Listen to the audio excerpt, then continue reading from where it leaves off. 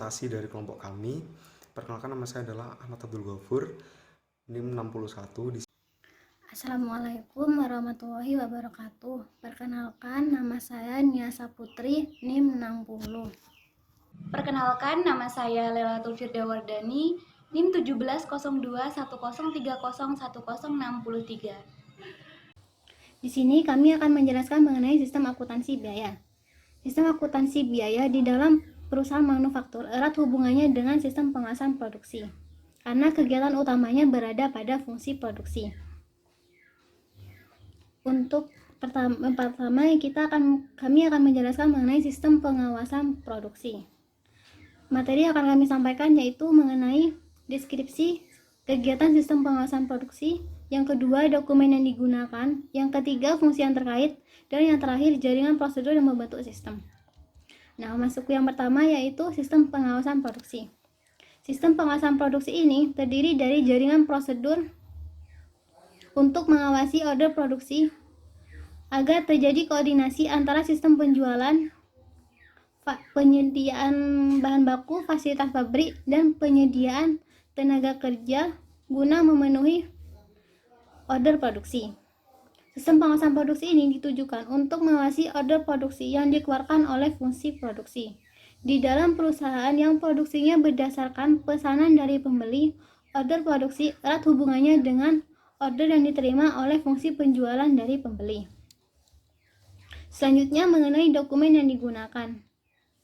Dokumen yang digunakan di dalam sistem pengawasan produksi terdiri dari surat order produksi, daftar kebutuhan bahan, daftar kegiatan produksi, bukti permintaan dan pengeluaran barang, bukti pengembalian barang gudang, kartu jam kerja, dan laporan produk selesai. Nah, surat order produksi ini merupakan surat perintah yang dikeluarkan oleh Departemen Produksi kepada bagian-bagian yang berhubungan dengan pengolahan produk sesuai dengan spesifikasi barang, cara produksi, ketentuan barang, dan jangka waktu yang sesuai dengan order produksi. Selanjutnya yaitu daftar kebutuhan bahan baku, merupakan daftar jenis dan kuantitas bahan baku yang diperlukan untuk memproduksi produk seperti yang tercantum di dalam surat order produksi. Selanjutnya yaitu daftar kegiatan produksi. Dokumen ini merupakan daftar urutan jenis kegiatan dan fasilitas mesin yang diperlukan untuk memproduksi produk. Daftar kegiatan produksi ini ditujukan kepada bagian pengolahan dan pengawasan produksi. Selanjutnya yaitu bukti permintaan dan pengeluaran barang gudang. Nah, dokumen ini merupakan formulir yang digunakan oleh fungsi produksi untuk meminta bahan baku dan bahan penolong untuk memproduksi produk sesuai dengan surat order produksi. Bukti ini ditujukan kepada bagian gudang untuk memenuhi surat order produksi yang diminta oleh sesuai dengan barang yang diminta oleh pembeli. Dokumen selanjutnya yang digunakan pada sistem pengawasan produksi yaitu bukti pengembalian barang. Bukti pengembalian barang ini merupakan dokumen atau formulir yang digunakan oleh fungsi produksi dalam mengembalikan bahan baku dan bahan baku penolong ke fungsi gudang. Jadi, fungsi dari bukti pengembalian barang ini untuk mencatat sisa hasil bahan baku dan bahan baku penolong dari kegiatan produksi. Jadi tetap terhitung pada fungsi gudang. Dokumen selanjutnya yaitu kartu jam kerja. Nah, dokumen ini merupakan kartu untuk mencatat jam kerja tenaga kerja langsung yang dikonsumsi untuk memproduksi suatu produk. Nah, jadi di kartu jam kerja ini akan terlihat jam kerja yang dibutuhkan tenaga kerja tersebut dalam memproduksi suatu produk. Di kartu jam kerja ini juga berfungsi nanti untuk memperhitungkan upah dan gaji tenaga kerja langsung dari suatu produksi. Nah, selanjutnya yaitu laporan produk selesai. Laporan produk selesai ini dibuat oleh fungsi produksi untuk memberitahukan bahwa pesanan telah selesainya produksi pesanan tertentu kepada fungsi perencanaan dan pengawasan produksi. Laporan produk selesai ini terdiri dari nomor surat order produksi, kode produk, dan nama produk, serta tanggal selesainya pesanan produk tersebut. Di sini dibuat oleh fungsi produksi hanya untuk memberitahukan bahwa produk pesanan tersebut sudah selesai. Nah, untuk rincian biayanya nanti akan ditaruh di kartu harga pokok biaya. Nah, selanjutnya yaitu fungsi-fungsi yang terkait pada sistem pengawasan produksi. Nah, kenapa di sini terdiri dari beberapa fungsi? Karena salah satu internal kontrol perusahaan yaitu adanya pemisahan dari fungsi-fungsi. Ada pemisahan tanggung jawab dari beberapa fungsi. Nah, di sini fungsi-fungsi yang terkait tersebut adalah yang pertama fungsi penjualan, kemudian yang kedua ada fungsi produksi, yang ketiga ada fungsi perencanaan dan pengawasan produksi, yang keempat ada fungsi gudang, dan yang kelima ada fungsi akuntansi biaya. Yang pertama yaitu ada fungsi penjualan. Fungsi penjualan di sini ada mempunyai beberapa tanggung jawab. Namun secara umum fungsi penjualan ini bertanggung jawab atas penerimaan order dari pelanggan untuk kemudian meneruskan order dari pelanggan tersebut ke fungsi produksi untuk diolah dan diproses produksinya. Fungsi penjualan ini melayani order dari pelanggan tersebut berdasarkan persediaan produk atau bahan baku yang ada di gudang. Yang kedua yaitu fungsi produksi. Fungsi ini bertanggung jawab atas perintah produksi bagi fungsi-fungsi yang ada di bawahnya, guna memenuhi permintaan produksi dari fungsi penjualan. Dalam perusahaan besar, fungsi produksi ini juga dibantu oleh fungsi perencanaan dan fungsi pengawasan dalam penyusunan daftar kebutuhan bahan baku untuk memproses suatu produksi. Adapun biasanya prosedur order produksi ini harus menyertai surat order produksi dengan dilampiri surat kebutuhan bahan baku dan daftar kegiatan produksi untuk kemudian diserahkan ke fungsi gudang untuk meminta bahan baku yang diperlukan dalam proses produksi. Fungsi ini bertanggung jawab atas pelaksanaan produksi sesuai dengan surat order produksi dan daftar kebutuhan bahan serta daftar kegiatan produksi yang melampiri surat order produksi dari fungsi penjualan tersebut. Nah, di sini nanti akan dijelaskan mengenai flowchart prosedur order produksinya. Fungsi yang selanjutnya yaitu fungsi perencanaan dan pengawasan produksi. Fungsi ini merupakan fungsi yang membantu fungsi produksi dalam merencanakan dan mengawasi kegiatan produksi. Perencanaan produksi ini diwujudkan dalam seperti perhitungan rencana kebutuhan bahan dan peralatan yang akan digunakan untuk proses produksi. Nah, rencana produksi ini biasanya dituangkan oleh fungsi perencanaan dan fungsi pengawasan ini dalam bentuk dokumen atau formulir daftar kebutuhan bahan dan daftar produksi. Kemudian setelah melakukan perencanaan tersebut, maka akan diserahkan oleh bagian atau fungsi-fungsi yang terkait. Kemudian selanjutnya yaitu fungsi gudang. Fungsi gudang ini dalam sistem pengawasan produksi dan akuntansi biaya ini, fungsi gudang bertanggung jawab untuk melayani permintaan bahan baku, bahan penolong, dan barang yang akan digunakan dalam proses produksi. Fungsi ini bertanggung jawab untuk menerima produk jadi dari fungsi produksi yang telah diserahkan oleh fungsi produksi. Nah, fungsi gudang ini mereka biasanya menggunakan beberapa formulir dan dokumen yang telah dijelaskan sebelumnya. Nanti juga akan dijelaskan terkait flowchart prosedur penerimaan dan pengeluaran barang dari gudang. Fungsi yang selanjutnya yaitu fungsi akuntansi biaya. Fungsi akuntansi biaya ini bertanggung jawab untuk mencatat konsumsi berbagai sumber daya yang digunakan untuk memproduksi pesanan tertentu. Nah, di sini seperti pencatatan biaya bahan baku, pencatatan biaya tenaga kerja langsung, dan pencatatan biaya overhead pabrik. Biasanya untuk pesanan tersebut ditulis pada kartu harga pokok produk. Biaya overhead pabrik yang sesungguhnya itu dicatat pada kartu biaya.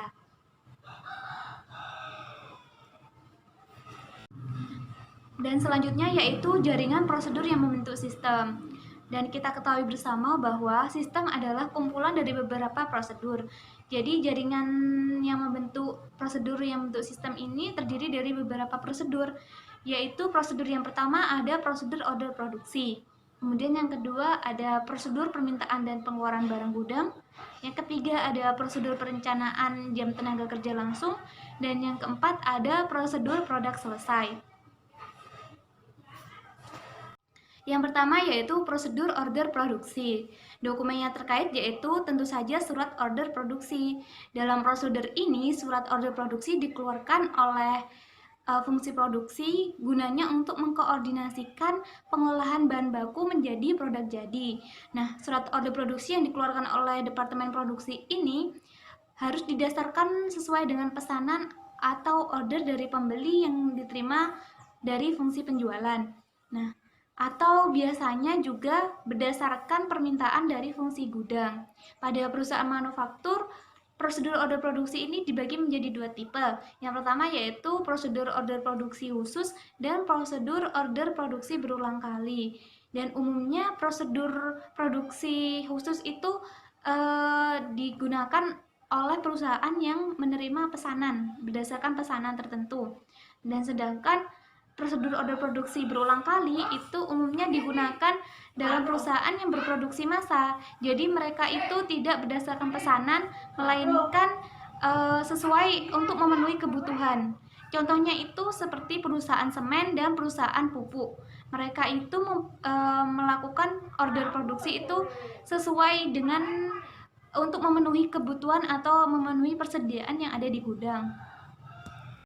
Selanjutnya yaitu prosedur perencanaan jam tenaga kerja langsung. Prosedur perencanaan jam tenaga kerja langsung ini biasanya dibuat oleh atau dikeluarkan oleh Departemen Produksi yang dilampiri dengan daftar kebutuhan bahan baku dan daftar kegiatan produksi. Perencanaan jam tenaga kerja langsung ini ditulis dalam daftar kegiatan produksi yang biasanya berisi tentang kegiatan yang diperlukan untuk memproduksi sejumlah produk seperti yang tercantum dalam surat order produksi. Di antaranya meliputi sejumlah produk yang diproduksi, terus kemudian berisi tentang urutan proses pengolahan, terus mesin yang digunakan, terus taksiran waktu kerja karyawan dan mesin. Pelaksanaan kegiatan seperti kegiatan produksi tersebut memerlukan prosedur pencatatan jam tenaga kerja langsung yang dikonsumsi dalam pengelolaan order produksi yang bersangkutan. Jadi, prosedur perencanaan jam tenaga kerja langsung ini dokumennya dilampirkan atau bersamaan dengan daftar kegiatan produksi. Dan di situ juga berisi terkait dengan urutan-urutan pengolahan produksi, juga terkait dengan jam tenaga kerja langsung yang dikonsumsi oleh suatu barang dalam memproduksi suatu order produksi. Jam tenaga kerja langsung, prosedur perencanaan jam tenaga kerja langsung ini nanti akan dijelaskan pada flowchart selanjutnya. Nah, selanjutnya yaitu prosedur perencanaan jam tenaga kerja langsung. Prosedur perencanaan jam tenaga kerja langsung ini biasanya dibuat oleh atau dikeluarkan oleh Departemen Produksi yang dilampiri dengan daftar kebutuhan bahan baku dan daftar kegiatan produksi. Perencanaan jam tenaga kerja langsung ini ditulis dalam daftar kegiatan produksi yang biasanya berisi tentang kegiatan yang diperlukan untuk memproduksi sejumlah produk seperti yang tercantum dalam surat order produksi. Di antaranya meliputi sejumlah produk yang diproduksi, terus kemudian berisi tentang urutan proses pengolahan, terus mesin yang digunakan, terus taksiran waktu kerja karyawan dan mesin. Pelaksanaan kegiatan seperti kegiatan produksi tersebut memerlukan prosedur pencatatan jam tenaga kerja langsung yang dikonsumsi dalam pengelolaan order produksi yang bersangkutan. Jadi, prosedur perencanaan jam tenaga kerja langsung ini dokumennya dilampirkan atau bersamaan dengan daftar kegiatan produksi, dan di situ juga berisi terkait dengan urutan-urutan pengolahan produksi, juga terkait dengan jam tenaga kerja langsung yang dikonsumsi oleh suatu barang dalam memproduksi suatu order produksi. Jam tenaga kerja langsung, prosedur perencanaan jam tenaga kerja langsung ini nanti akan dijelaskan pada flowchart selanjutnya. Prosedur selanjutnya yaitu prosedur permintaan dan pengeluaran barang gudang. Prosedur ini digunakan oleh fungsi produksi untuk meminta bahan baku dari fungsi gudang jika perusahaan tersebut menyelenggarakan persediaan bahan baku. Namun, jika tidak, maka prosedur permintaan ini diganti dengan prosedur permintaan dan pembelian bahan baku untuk memenuhi proses produksi. Nah, fungsi produksi di sini dalam meminta bahan baku menggunakan surat permintaan dan pengeluaran barang gudang melalui daftar kebutuhan atau didasarkan daftar kebutuhan bahan baku yang dibuat oleh fungsi perencanaan dan fungsi pengawasan. Jadi fungsi gudang di sini menyediakan persediaan, kemudian fungsi produksi meminta bahan baku untuk kemudian didasarkan oleh daftar kebutuhan barang baku untuk proses produksi. Nah, selanjutnya yaitu prosedur produk selesai. Jadi setelah produk selesai diproduksi atau produk tersebut atau pesanan produk tersebut sudah selesai, maka terdapat prosedur setelah ada penyerahan dari fungsi produksi dengan dilampiri dengan laporan produk selesai suatu barang tersebut, kemudian diserahkan ke fungsi gudang. Kemudian dari fungsi gudang nanti akan dibuatkan kode produk sesuai dengan laporan produk selesai tersebut atau sesuai dengan order pesanan produk tersebut. Nah, order produksi yang telah selesai ini yang sudah dikerjakan lalu langsung diserahkan ke bagian fungsi gudang untuk kemudian dicatat sebagai persediaan produk jadi. Nah, fungsi prosedur produk selesai ini merupakan penyerahan produk jadi atau produk selesai dari fungsi produksi ke fungsi gudang. Selanjutnya yaitu terkait pencatatan sistem akuntansi biaya. Pencatatan dalam akuntansi biaya, maksud saya. Jadi pencatatan dalam sistem akuntansi biaya itu terdiri dari beberapa. Yang pertama, ketika melakukan pencatatan pemakaian bahan baku atau bahan barang gudang, maka pemakaian bahan baku tersebut langsung dibebankan ke barang dalam proses. Dan pemakaian barang selain bahan baku itu akan digolongkan sebagai biaya overhead pabrik. Nah, ini akan dibebankan ke dalam akun biaya overhead pabrik sesungguhnya karena sudah digunakan. Kemudian, untuk pencatatan biaya tenaga kerja, apabila biaya tenaga kerja langsung, maka akan dibebankan ke akun barang dalam proses dan biaya tenaga kerja. Jadi, barang dalam proses, biaya tenaga kerja langsung yang digolongkan sebagai biaya overhead pabrik dan dibebankan sebagai biaya overhead pabrik sesungguhnya. Yang ketiga, pencatatan harga pokok produk jadi dan produk dalam proses. Pencatatan harga pokok produk jadi dan produk dalam proses ini dibebankan ke dalam akun persediaan produk jadi. Apabila telah menghasilkan produk jadi atau produk selesai, ini langsung dibebankan ke akun persediaan. Jadi persediaan produk jadi dan harga pokok produk tersebut akan dimasukkan juga ke dalam persediaan produk dalam proses. Kemudian yang keempat, ada pencatatan biaya overhead pabrik yang dibebankan ke dalam produksi berdasarkan tarif yang ditentukan di muka. Jadi penentuan tarif biaya overhead pabrik biasanya itu ditentukan di muka, maka pencatatan biaya overhead pabrik tersebut sudah nanti akan dibebankan ke akun biaya overhead pabrik. Kemudian yang kelima, pencatatan biaya overhead pabrik sesungguhnya selain yang berasal dari pemakaian barang gudang dan biaya tenaga kerja langsung. Jadi segala sesuatu yang bukan masuk ke dalam biaya bahan baku, biaya tenaga kerja langsung, itu langsung dimasukkan ke akun biaya overhead pabrik sesungguhnya. Selanjutnya yaitu sistem akuntansi biaya. Sistem akuntansi biaya ini terdiri dari yang pertama, deskripsi kegiatan pengumpulan biaya, kemudian informasi yang diperlukan oleh manajemen, terus dokumen yang digunakan, catatan akuntansi yang digunakan, fungsi-fungsi yang terkait, dan jaringan prosedur-prosedur yang membentuk suatu sistem. Nah, kemudian selanjutnya yaitu deskripsi kegiatan. Deskripsi kegiatan sistem akuntansi biaya. Nah, perlu kita pahami terlebih dahulu bahwa sistem merupakan kumpulan beberapa prosedur atau jaringan yang digunakan untuk mengumpulkan dan menyajikan suatu laporan. Jadi, sistem akuntansi biaya adalah jaringan prosedur yang digunakan untuk mengumpulkan atau menyajikan laporan biaya. Dalam perusahaan manufaktur, sistem akuntansi biaya merupakan prosedur untuk mengumpulkan dan menyajikan biaya produksi, biaya pemasaran, biaya administrasi, dan umum. Dan ada dua jenis sistem dalam akuntansi biaya. Yang pertama yaitu sistem pengawasan produksi yang sudah dijelaskan tadi, yaitu yang terdiri dari prosedur untuk mengawasi jalannya produksi sampai dengan prosedur penyediaan bahan baku, fasilitas pabrik, dan kebutuhan tenaga kerja.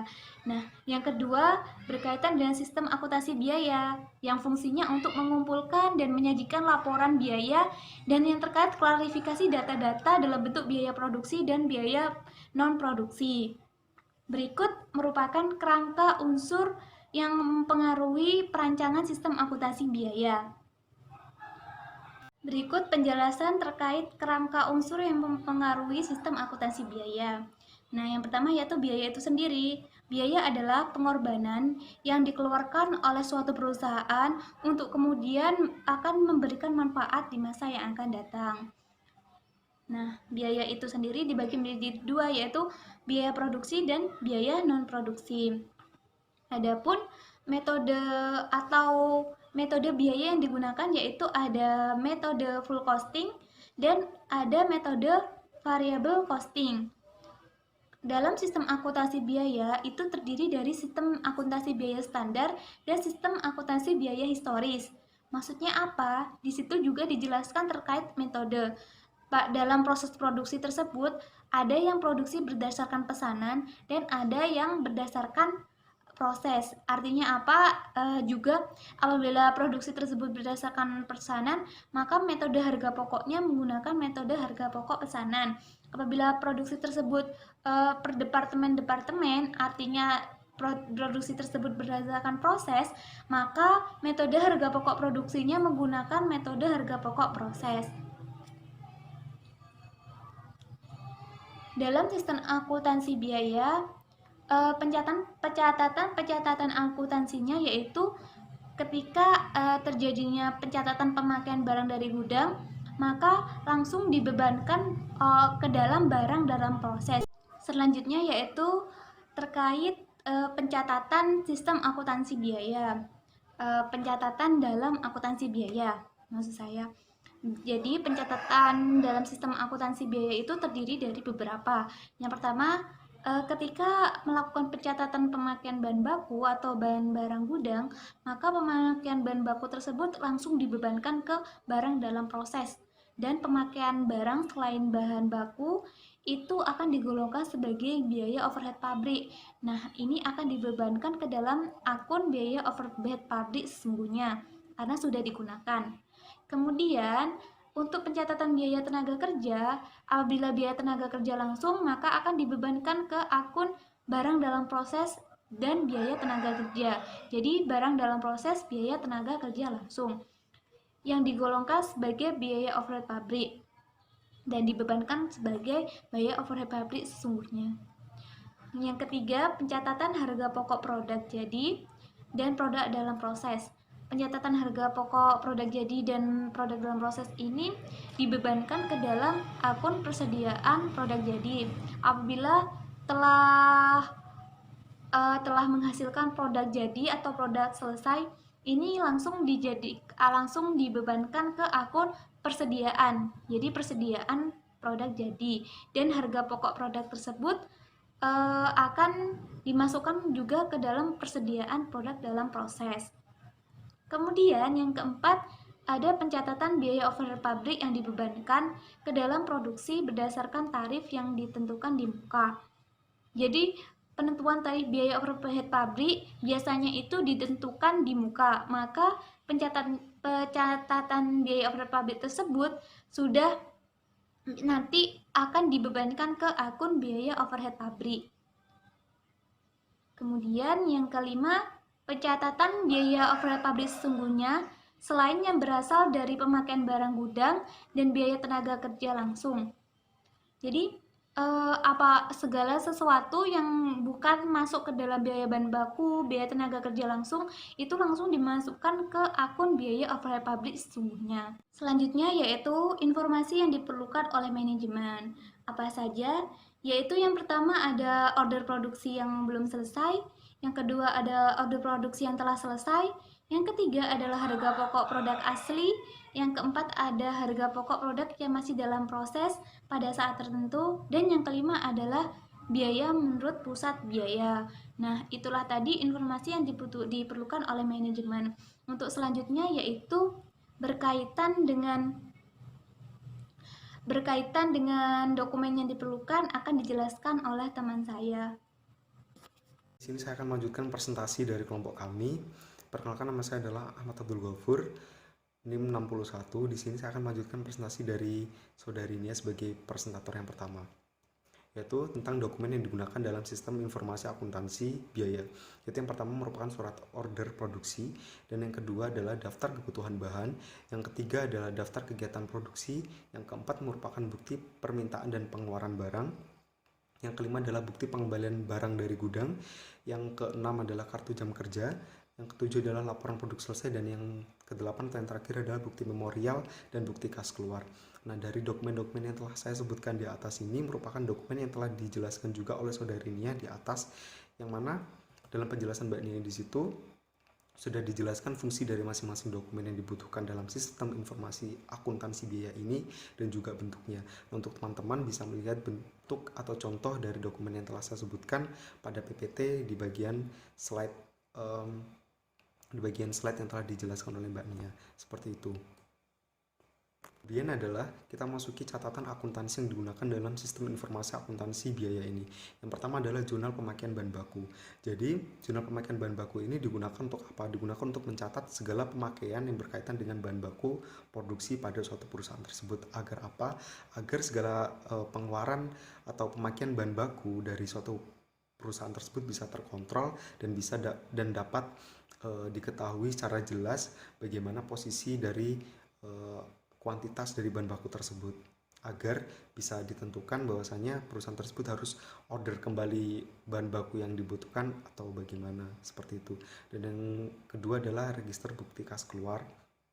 Jadi sudah jelas ya, dalam akuntansi biaya ini kita memerlukan register bukti kas keluar digunakan untuk mencatat segala pengeluaran kas yang dilakukan oleh perusahaan yang berkaitan dengan transaksinya. Kemudian yang ketiga adalah jurnal umum.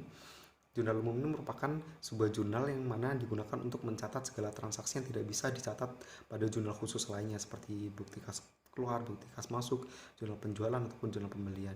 Dan yang keempat adalah kartu harga pokok produk. Jadi di sini harga pokok produk itu dari produk yang diproduksi oleh suatu perusahaan, itu dicatat harga pokoknya dalam kartu ini.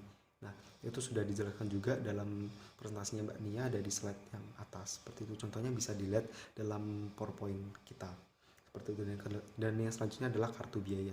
Di sini difungsikan untuk apa? Untuk mencatat segala biaya-biaya yang dikeluarkan untuk membuat atau meng-create dari produk tersebut.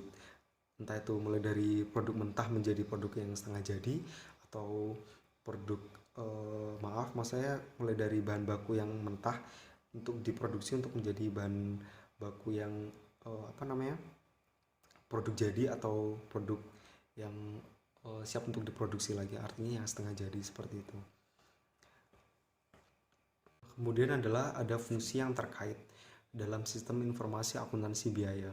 Jadi yang pertama adalah fungsi penjualan, yang kedua fungsi produksi, yang ketiga ada fungsi pengawasan, yang keempat ada fungsi gudang, dan yang kelima adalah fungsi akuntansi biaya. Jadi masing-masing fungsi yang telah saya sebutkan barusan ini mereka melakukan kegiatannya itu saling terkait, seperti itu.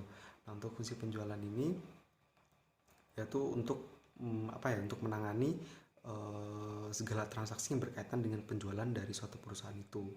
Nah, seperti itu. Misalkan ada order penjualan dari customer yang nanti itu akan masuk ke dalam fungsi penjualan, dan nanti akan diteruskan pula kepada fungsi gudang untuk mengeluarkan sejumlah barang sesuai dengan orderan tadi, seperti itu. Nah, sebenarnya tidak sesimpel itu dalam keadaan nyatanya, karena dalam fungsi penjualan di suatu perusahaan itu sangatlah rumit. Karena apa? Karena mereka tuh ada sistem penjualan tunai dan juga kredit, seperti itu. Itu juga membutuhkan prosedur-prosedur yang begitu kompleks ya sebenarnya, seperti itu. Karena ini kan hanya sebuah teori yang nanti sebenarnya ketika prakteknya itu akan ada sedikit penyesuaian dengan perusahaan tersebut. Dan kedua adalah fungsi produksi. Nah, dalam fungsi produksi ini mereka fungsinya untuk menentukan seberapa banyak sih kuantitas produksi yang akan dilakukan atau yang akan dihasilkan dalam satu periode tertentu, seperti itu. Itu akan dipegang oleh fungsi produksi. Nah, jadi sebenarnya fungsi produksi ini juga memegang peran yang cukup penting ya dalam suatu perusahaan. Kenapa? Karena mereka harus menentukan kuantitas produksi yang memang akan menghasilkan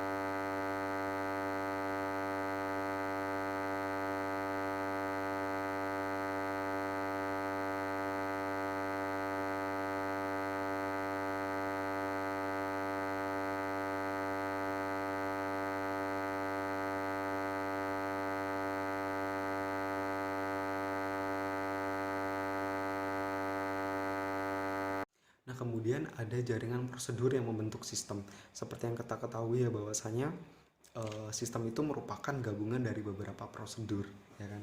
Nah, dalam sistem informasi akuntansi ini mereka terdiri juga dari beberapa prosedur. Nah, prosedur yang pertama itu apa? Yaitu prosedur order produksi. Yang kedua adalah prosedur permintaan dan pengeluaran barang gudang. Yang ketiga adalah prosedur pengembalian barang gudang. Dan yang keempat adalah prosedur pencatatan jam kerja dan biaya tenaga kerja langsung. Yang kelima adalah prosedur produk selesai dan pencatatan pembebanan biaya overhead pabrik, seperti itu. Nah, untuk proses order produksi ini merupakan kegiatan yang dilakukan atau prosedur yang biasanya dilakukan oleh fungsi produksi ya, seperti itu. Ataupun bisa juga dari fungsi penjualan yang memang perusahaannya itu berdasarkan pada harga pokok pesanan, yaitu bisa order dulu terhadap penjualan, setelah itu mereka meneruskan kepada fungsi produksi. Nah, fungsi produksi nanti akan meneruskan ke fungsi gudang untuk melakukan order produksi, seperti itu.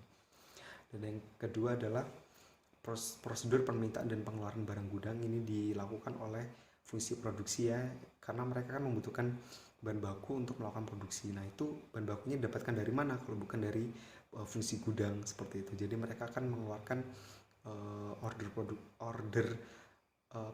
permintaan dan atau pengeluaran barang untuk dilakukan proses produksi, seperti itu. Dan yang ketiga adalah prosedur pengembalian barang gudang. Nah, ini akan dilakukan oleh oleh si fungsi gudang ya. Kenapa?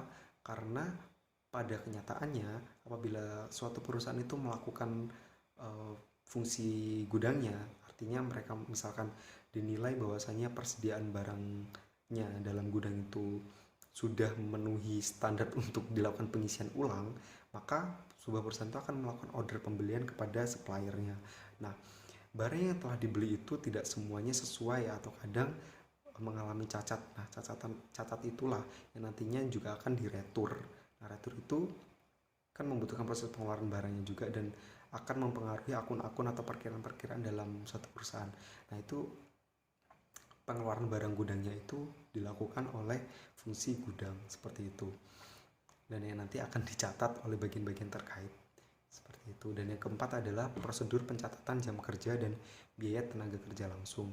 Nah, ini dilakukan oleh fungsi pengawasan seperti yang saya sebutkan tadi. Dan yang kelima adalah prosedur produk selesai dan pencatatan pembebanan biaya overhead pabrik. Jadi dari produk selesai itu kan sudah misalkan produknya kan udah selesai dan biaya-biayanya kan juga udah tertera kan, maksudnya ada catatannya gitu kan dari biaya dari fungsi pengawasan. Nah, jadi nanti akan diteruskan kepada fungsi biaya untuk dilakukan penambahan biaya, pencatatan biaya, misalkan biaya overhead pabrik atau biaya-biaya lainnya. Dan juga misalkan tadi kan kita mendapatkan informasi dari bagian atau fungsi pengawasan mengenai jam kerjanya dari biaya tenaga kerja langsung, itu nanti kan ditentukan biayanya berapa, setelah itu penyusutannya berapa. Nah, nanti akan muncul atau ketemu biaya produksi dan juga kemudian ketemu harga pokok produksinya dan sampai kepada harga pokok penjualan, lalu ketemu juga harga jualnya, seperti itu.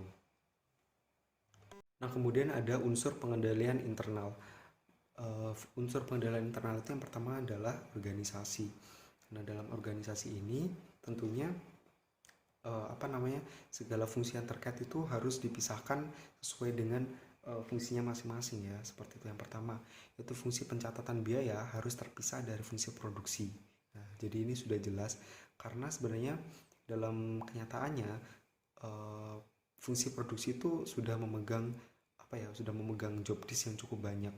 Jadi mereka akan kewalahan jika mereka harus mencatat segala kegiatan yang berkaitan dengan produksi itu. Oleh sebab itu harus dipisahkan dari fungsi pencatatannya, yang mana fungsi pencatatan itu akan dilimpahkan kepada fungsi pencatatan biaya untuk biaya produksi itu, seperti itu.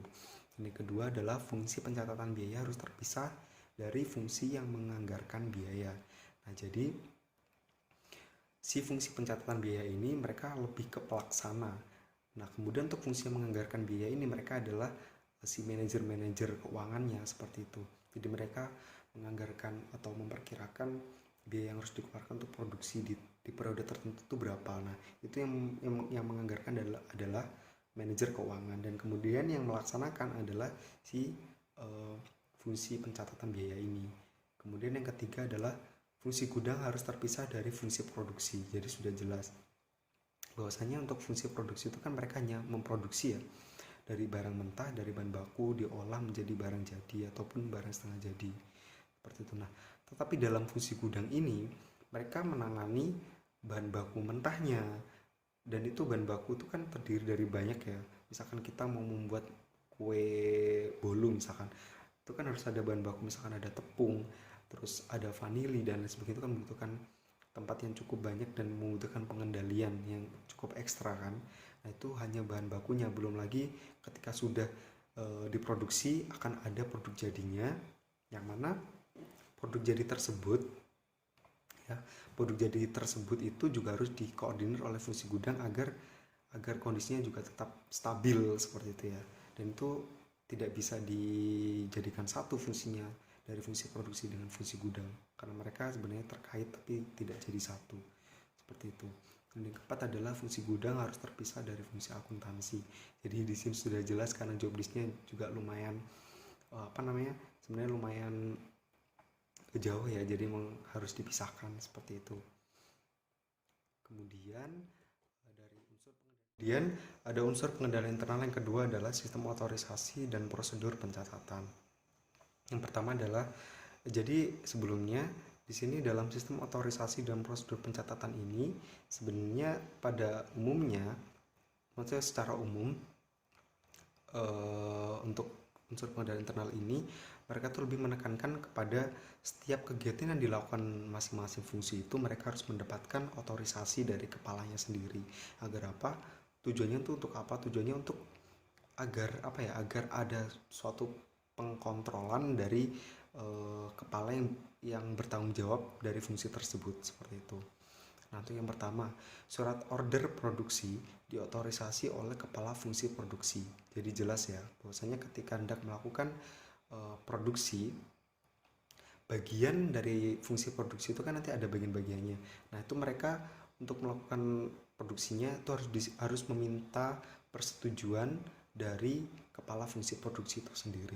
Dan yang kedua adalah bukti permintaan dan pengeluaran barang gudang diotorisasi oleh kepala fungsi produksi yang bersangkutan.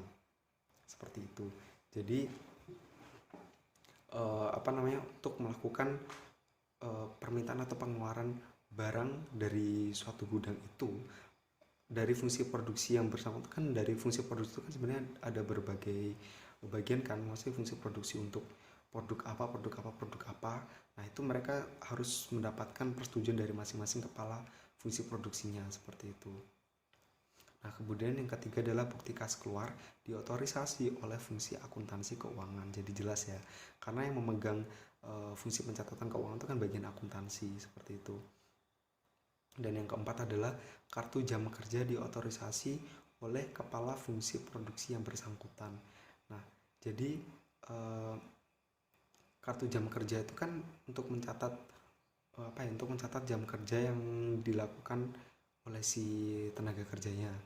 Nah, jadi tadi yang fungsi pengawasan untuk melakukan pengawasan dicatat. Nah, lalu si fungsi itu melakukan melakukan sebuah kegiatan untuk mendapatkan persetujuan dari fungsi produksi. Kalau misalkan dilaporkan ke fungsi produksi, seperti ini loh catatanku, ini diotorisasi atau tidak.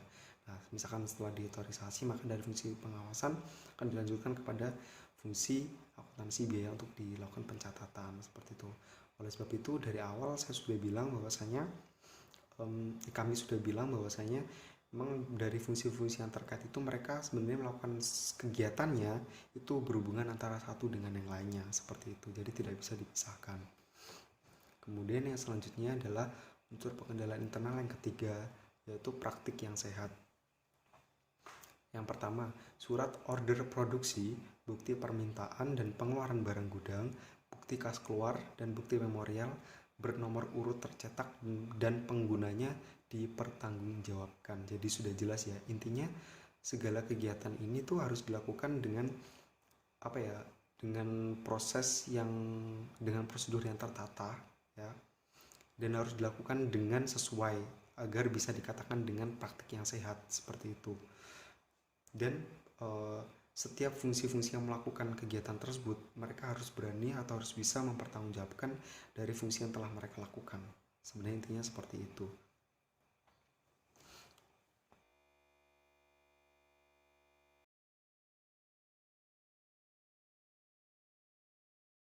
Nah, selanjutnya yaitu mengenai bagian akhir sistem pengawasan produksi dan sistem akuntansi biaya. Yang pertama yaitu mengenai prosedur order produksi. Nah, prosedur order produksi ini ditujukan untuk mengordinasikan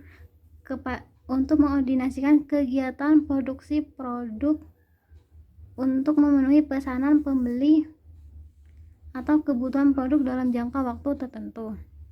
Nah, ini adalah flowchart-nya. Flowchart ini dimulai dari bagian order penjualan. Ini di sini. Bagian order penjualan ini menerima order dari pembeli yang berupa bentuk formulir, kemudian dia menambahkan informasi pada order dari pembeli secara manual yang akan dicetak kembali order dari pembeli yang sudah dilengkapi informasi. Cetakan ini dibagikan kepada bagian perencanaan dan pengawasan produksi. Nah, berdasarkan order dari pembeli yang sudah dilengkapi informasi, bagian perencanaan dan pengawasan produksi ini akan membuat surat order produksi dan membuat daftar kebutuhan bahan serta daftar kegiatan sesuai dengan order dari pembeli. Nah, untuk surat order produksi ini dicetak dalam rangkap 3. Yang pertama cetakan pertama dikirim ke bagian kartu biaya, cetakan kedua disimpan secara permanen oleh bagian perencanaan dan pengawasan produksi, dan cetakan yang terakhir yaitu dibagikan kepada bagian produksi. Untuk DKB dan DKP-nya atau daftar kebutuhan bahan dan daftar kegiatan produksinya, semuanya dibagikan kepada bagian produksi. Dan berdasarkan formulir yang telah diterima dari bagian perencanaan dan pengawasan produksi ini, bagian produksi ini akan melaksanakan produksi sesuai dengan surat order produksi secara manual, kemudian ke prosedur permintaan dan pengeluaran barang gudang dan prosedur pencatatan jam tenaga kerja. Nah, untuk surat order yang telah formulir yang sudah diterima oleh bagian produksi ini, semuanya akan disimpan secara permanen oleh bagian produksi dan prosedur order produksi ini dinyatakan selesai. Selanjutnya yaitu mengenai prosedur permintaan dan pengeluaran barang gudang. Nah, prosedur ini ditujukan kepada bagian gudang untuk meminta dan mengeluarkan barang yang digudangkan, seperti bahan baku, bahan penolong, suku cadang, dan bahan lainnya. Dan ini adalah flowchart-nya. Flowchart ini dimulai dari bagian produksi, di mana bagian produksi ini akan membuat bukti permintaan dan pengeluaran barang gudang secara manual, dan formulir ini dirangkap secara 3 dan tiga-tiganya dibagikan kepada bagian gudang. Kemudian bagian gudang ini akan menyerahkan barang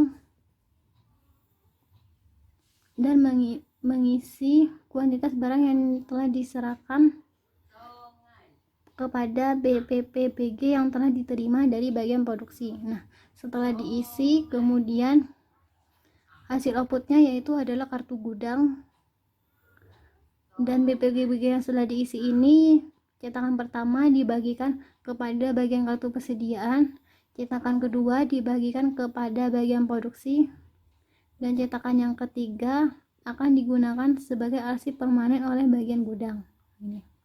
Selanjutnya yaitu bagian kartu persediaan. Nah, berdasarkan BPPBG yang telah diterima dari bagian gudang, bagian kartu persediaan ini akan mengisi harga pokok pada BPPBG. Setelah mengisinya, hasil outputnya yaitu kartu persediaan, dan formulir yang telah diisi tersebut akan dibagikan kepada bagian kartu biaya. Nah, di sini setelah dibagikan, kemudian hasil output dari kartu biaya ini akan mencatat menjadi kartu harga pokok produk. Nah, BPPBG ini setelah ini kemudian dibagikan kepada bagian jurnal untuk dicatat jurnal sebagai jurnal pemakaian bahan baku dan kemudian diarsipkan secara permanen oleh bagian penjualan, sehingga prosedur permintaan dan pengeluaran barang gudang ini dinyatakan selesai di bagian penjualan setelah mencatat jurnal pemakaian bahan baku. Selanjutnya yaitu prosedur pengembalian barang gudang. Nah, prosedur ini biasanya dilakukan ketika barang yang diproduksi ini melebihi dari kuantitas yang akan diproduksi, sehingga akan dikembalikan lagi kepada bagian gudang. Nah, bagian ini dimulai dari bagian produksi. Bagian produksi ini akan membuat bukti pengembalian barang gudang secara manual berdasarkan rangkap 3. Rangkap 1 dan 2 dibagikan kepada bagian gudang, dan rangkap yang ketiga akan diarsipkan secara permanen oleh bagian produksi. Selanjutnya bagian gudang ini mengecek bukti pengembalian barang gudang yang telah diterima dari bagian produksi ini. Kemudian setelah dicek akan menandatangani formulir ini pada lembar ke-1 sebagai tanda terima barang. Selanjutnya setelah ditandatangani BPBG ini, hasil output dari BPBG yang yaitu kartu gudang. BPBG yang ditandatangani ini formulir yang pertama akan dibagikan kepada bagian kartu persediaan, sedangkan yang bagian kedua akan diarsipkan secara permanen oleh bagian gudang sendiri. Di bagian sini. Terus selanjutnya yaitu bagian kartu persediaan. Nah, bagian kartu persediaan ini setelah menerima BPBG yang sudah ditandatangani oleh bagian gudang ini akan mengisi harga pokok secara manual, dan hasil outputnya yaitu kartu persediaan. Setelah mengisi harga pokok pada BPBG ini, kemudian bagian kartu persediaan ini akan menyerahkan BPBG-nya kepada bagian kartu biaya. Nah, setelah kartu biaya menerima BPBG, dia akan mendapatkan output yaitu kartu harga pokok produk, dan kemudian BPBG ini akan dibagikan kepada bagian jurnal untuk dicatat ke dalam jurnal umum. Ini adalah hasil outputnya. Kemudian dia akan bagian jurnal umum ini akan menyimpan sebagai arsip permanen, dan bagian prosedur pengembalian ini akan selesai setelah bagian jurnal mencatat ke dalam jurnal dan menyimpannya sebagai arsip permanen. Nah, jurnal umum di sini dicatat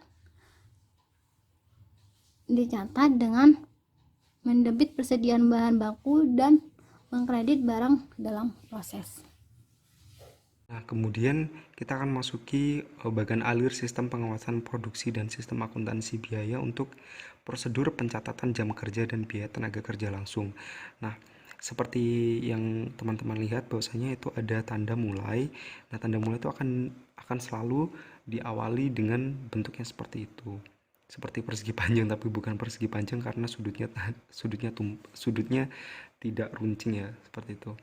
Nah, itu akan dilakukan kegiatan mulai, kemudian akan dilakukan kegiatan mencatat jam kerja karyawan yang dilakukan secara manual dengan ditunjukkan bentuk trapesium seperti itu menunjukkan kegiatan tersebut dilakukan secara manual.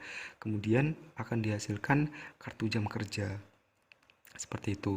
Kemudian dari kartu jam kerja itu akan dilakukan penghitungan upah berdasarkan jam hadir, jumlah, potong atau hari kerja Seperti itu juga dilakukan secara manual. Kemudian informasinya akan diteruskan untuk membuat daftar upah dan rekap daftar upah, dan yang kemudian akan menghasilkan daftar upah dan rekap daftar upah.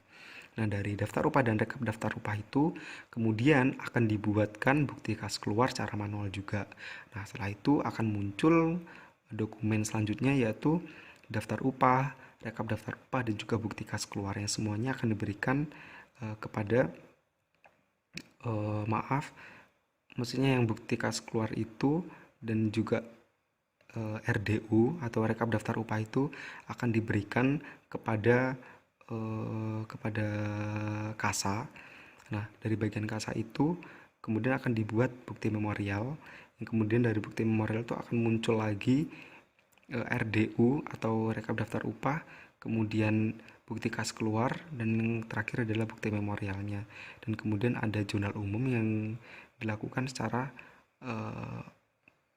secara computerized ya, seperti itu. Dan kemudian di situ akan ada pada bagian 4 itu akan ada rekap daftar upah, bukti kas keluar, dan bukti memorial itu dokumennya, yaitu kemudian akan dibuatkan kartu harga produk secara computerized.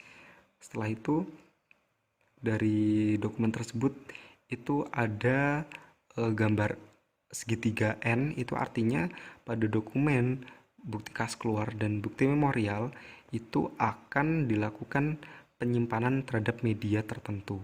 Jadi medianya ini sesuai dengan yang dibutuhkan oleh perusahaan. Setelah itu selesai. Seperti itu. Dan ada flowchart yang kedua, yaitu bagian alir sistem pengawasan produksi dan sistem akuntansi biaya, yang mana di sini merupakan flowchart dari prosedur produk selesai dan pencatatan pembebanan biaya overhead pabrik. Nah, di situ dimulai dari kiri atas ya, itu kan ada bagian produksi yang seperti awal, yaitu memulai, kemudian membuat laporan produk selesai secara manual, kemudian akan muncul dokumen yang dihasilkan, yaitu ada rangkap 4, yaitu laporan produk selesai, yang mana pada rangkap ketiga akan dikirimkan ke bagian perencanaan dan pengawasan produksi, kemudian pada rangkap 4 akan dikirim ke bagian order penjualan. Nah, kemudian akan diteruskan di bagian gudang. Di rangkap 2-nya itu diteruskan ke bagian gudang, yang mana di bagian gudang itu laporan produk selesai itu akan diinput secara komputerized ya, untuk membentuk kartu gudang, dan yang kemudian diturunkan lagi ke dalam segitiga N itu. Segitiga itu N itu artinya akan diarsipkan dalam media apapun itu yang dimiliki oleh perusahaan, maksudnya yang ditentukan oleh perusahaan. Jadi medianya itu sesuai dengan perusahaannya untuk melakukan arsip, seperti itu. Kemudian dari yang rangkap 1 itu akan diteruskan ke bagian kartu biaya. Nah, kemudian itu akan dicatat secara manual, yaitu menghitung biaya overhead pabrik yang dibebankan kepada produk. Kemudian akan muncul laporan produk selesainya itu. Kemudian laporan produk selesai itu akan dicatat secara komputerized, akan muncul juga kartu harga pokok produk. Nah, kartu harga pokok produk ini akan dicatat secara manual, yaitu membuat bukti memorial untuk mencatat harga pokok produk ya.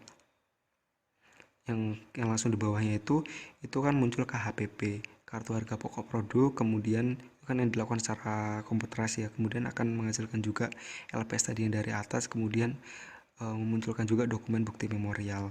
Nah, bukti memorial itu akan dilakukan penginputan data untuk kartu persediaan, jadi menyesuaikan apa yang nanti dilakukan adjustment gitu dalam jurnal penyesuaian untuk menyesuaikan kuantitas dari dari persediaan barangnya, seperti itu. Dan kemudian KHPP itu kartu harga pokok produk, dan LPS atau atau laporan produk selesai itu akan disimpan juga dalam media perusahaan, entah itu apapun terserah, karena setiap perusahaan itu memiliki media penyimpanannya berbeda-beda, jadi bisa manual maupun bisa dari cloud, seperti itu. Kemudian dari kembali ke atas ini, yang ke ini, nah itu yang dari LPS dan kartu harga pokok itu kan ada yang menyimpang ke kanan, itu membuat membuat bukti memorial untuk mencatat biaya overhead pabrik yang dibebankan, itu akan memunculkan bukti memorial. Nah, bukti memorial ini akan dicatat secara computerized dan akan memunculkan kartu harga pokok produk. Maksudnya bukti memorial ini akan dicatat secara computerized ya, yang mana nanti untuk mencetak kartu harga pokok produk seperti itu. Dan yang kemudian dari bagian ketiga ini dan keempat itu akan diteruskan kepada bagian jurnal. Nah, pada bagian jurnal ini bukti memorialnya kan yang diteruskan. Nah, itu akan dimasukkan ke dalam jurnal umum secara computerized.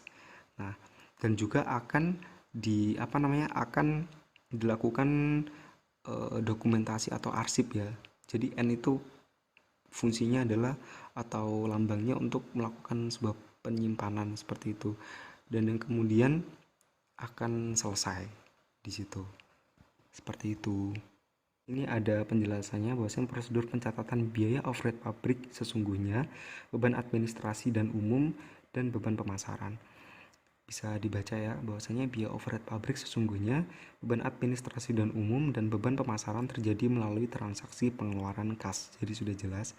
Nah, transaksi pemakaian barang gudang, transaksi penyusutan dan depresiasi aset tetap berwujud, dan amortisasi aset tak berwujud, dan transaksi terpakainya uang muka biaya.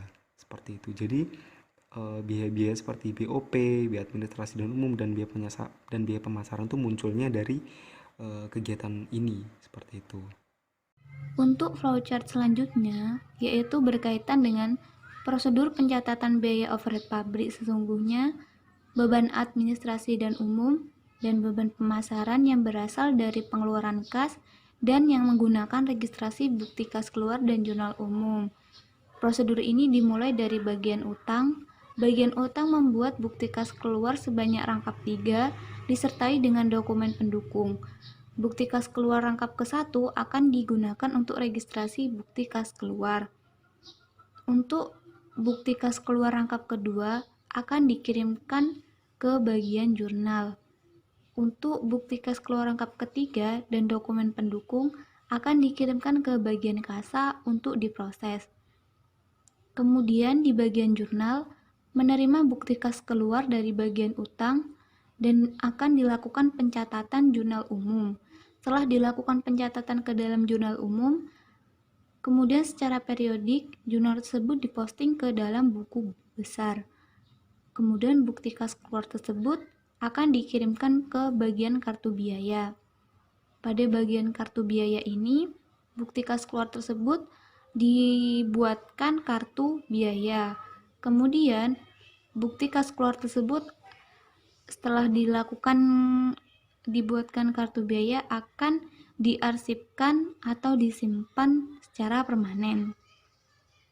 Selanjutnya yaitu flowchart yang berkaitan dengan prosedur pencatatan biaya overhead pabrik sesungguhnya, beban administrasi dan umum, dan beban pemasaran yang berasal dari pengeluaran kas yang menggunakan registrasi bukti kas keluar. Prosedur tersebut dimulai dari bagian utang. Bagian utang membuat bukti kas keluar sebanyak rangkap 3, kemudian disertai dengan dokumen pendukung. Bukti kas keluar rangkap pertama akan digunakan untuk registrasi bukti kas keluar. Kemudian setelah dibuatkan registrasi bukti kas keluar, akan dilakukan pencatatan secara periodik registrasi bukti kas keluar tersebut dan diposting ke buku besar dan akan dikirimkan ke bagian kartu biaya. Bukti kas keluar rangkap kedua akan dikirimkan ke bagian jurnal, dan bukti kas keluar rangkap ketiga dan dokumen pendukung akan dikirimkan ke bagian kasa untuk kemudian diproses. Pada bagian kartu biaya menerima bukti kas keluar dari bagian utang untuk kemudian dibuatkan kartu biaya.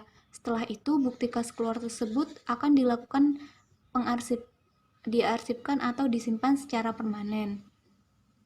Bagian jurnal menerima bukti registrasi bukti kas keluar untuk kemudian akan dilakukan posting secara periodik ke dalam buku besar.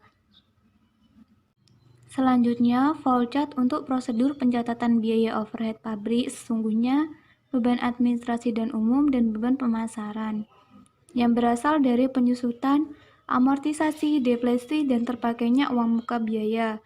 Prosedur tersebut dimulai dari bagian kartu biaya membuat bukti memorial. Kemudian bukti memorial tersebut dimasukkan ke dalam kartu biaya, dicatat ke dalam kartu biaya. Bukti memorial tersebut kemudian dikirimkan ke bagian jurnal. Di bagian jurnal menerima bukti memorial dari bagian kartu biaya. Kemudian bukti memorial tersebut dicatat ke dalam jurnal umum. Telah dilakukan pencatatan ke dalam jurnal umum, kemudian secara periodik jurnal umum tersebut diposting ke buku besar. Kemudian bukti memorial tersebut diarsipkan atau disimpan secara permanen.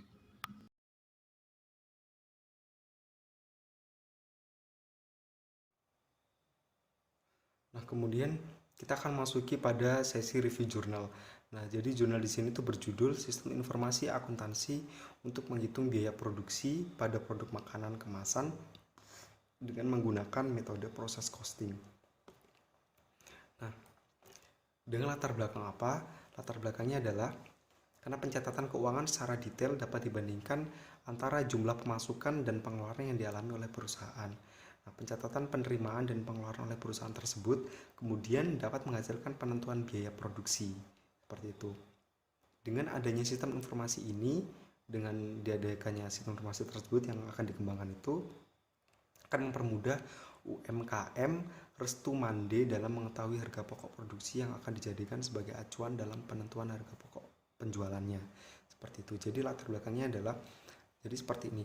Dengan melakukan pencatatan keuangan secara detail itu, maka jumlah pemasukan dan pengeluaran itu dapat diketahui secara jelas dan juga dapat dibandingkan.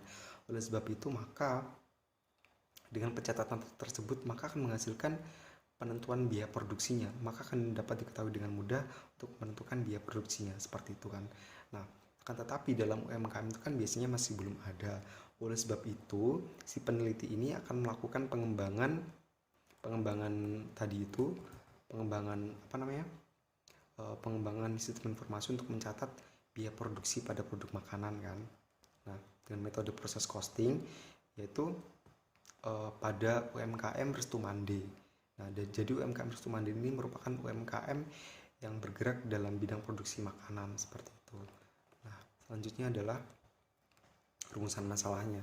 Nah, rumusan masalah dalam jurnal ini adalah fungsionalitas yang ditawarkan pada penelitian-penelitian terdahulu. Jadi dasarnya adalah penelitian terdahulu.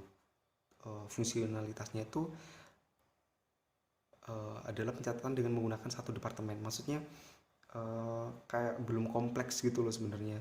Karena dalam pencatatan itu kan sebenarnya kita membutuhkan beberapa fungsi atau beberapa departemen kan untuk mencatat suatu transaksi. Nah, tapi ini dijadikan satu, oleh sebab itu si peneliti merasa, oh ini kurang, jadi ini harus dikembangkan, seperti itu. Dan kemudian pada penelitian terdahulu pula tidak terdapat laporan biaya produksi dengan dua departemen, sehingga penulis dapat mengembangkan pada penelitian ini, seperti itu. Jadi rumusan masalahnya tuh di sini berawal dari mungkin fungsionalitasnya kurang, seperti itu, yang mana ditunjukkan dengan hanya adanya satu departemen, yang mana dalam departemen ini tidak terdapat biaya produksi dengan dua departemen itu, seperti itu. Dan yang kemudian ada tujuannya merupakan tujuan dari penelitian ini adalah untuk membantu memberikan solusi untuk rumah makan Mande sebagai tempat penelitiannya atau objek penelitiannya dalam melakukan pencatatan biaya menggunakan sistem informasi akuntansi berbasis aplikasi dengan bahasa pemrograman PHP dan basis data MySQL agar lebih terintegrasi antar departemen, seperti itu. Jadi tadi kan awalnya hanya ada satu departemen dalam penelitian yang sebelumnya. Nah, di sini si peneliti ini ingin mengembangkan dua departemen seperti itu. Yang mana dengan dua departemen itu ada integrasinya. Jadi datanya itu bisa diakses dari masing-masing departemen ini karena mereka berhubungan, seperti itu. Nah, manfaatnya ini bisa dilihat dari manfaat dari mahasiswa. Nah, dari mahasiswa ini manfaatnya apa? Yaitu manfaatnya penelitian ini bisa dijadikan sebagai acuan untuk meneliti untuk melakukan penelitian selanjutnya untuk dikembangkan seperti itu dan juga bisa dijadikan sebagai referensi untuk dalam pembelajaran kita seperti saat ini dan juga pemerintah. Nah, manfaat untuk pemerintah ini sebenarnya apa? Jadi sebenarnya untuk dilakukan sebagai dasar sebagai dasar penentuan kebijakan pemerintah ke depannya. Jadi misalkan dengan adanya penelitian ini pemerintah bisa lebih terbuka dan mengembangkan sebuah aplikasi atau sebuah sistem untuk membantu pencatatan dari si pihak-pihak UMKM. Jadi agar lebih terbantu untuk pencatatan transaksinya seperti itu. Jadi biar terorganisir dan juga apabila melakukan untuk pengaksesan modal kepada perbankan itu juga agar lebih mudah seperti itu. Dan kemudian adalah pendekatan dalam penelitian ini merupakan penelitian eksperimen dengan menggunakan pendekatan kualitatif untuk memberikan ulasan yang diperoleh melalui wawancara dengan narasumber penelitian. Kemudian tempatnya adalah di Rumah Makan Restu Mande. Teknik dan alat perolehan data itu tekniknya menggunakan observasi dan alatnya menggunakan wawancara. Nah, untuk hasil dan pembahasannya ini bisa dilihat pada PowerPoint ya. Jadi sebenarnya dalam hasil dan pembahasan ini tuh pada penelitian ini hanya memaparkan atau memberikan hasil-hasil pengembangan si aplikasinya ini untuk diterapkan kepada Rumah Makan Restu Mande ini untuk mencatat biaya produksinya.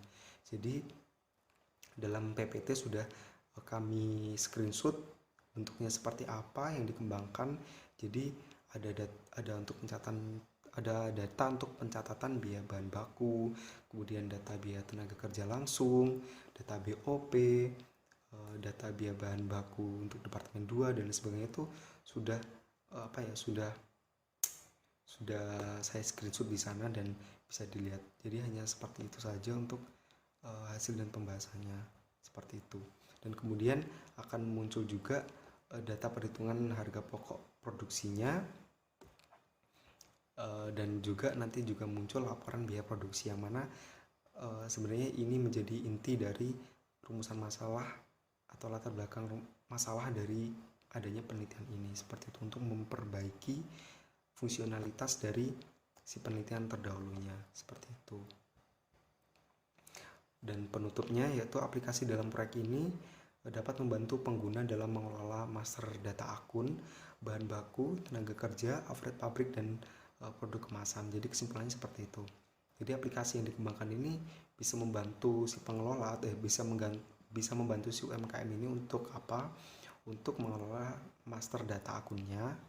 Kemudian bahan bakunya bisa dikelola dengan baik karena di situ terintegrasi ya, dan juga biaya tenaga kerjanya, biaya overhead pabriknya dan juga dan produk kemasannya seperti itu. Dan aplikasi dalam proyek akhir ini dapat membantu pengguna dalam mengelola transaksi produksi produk kemasan makanan. Sudah jelas ya.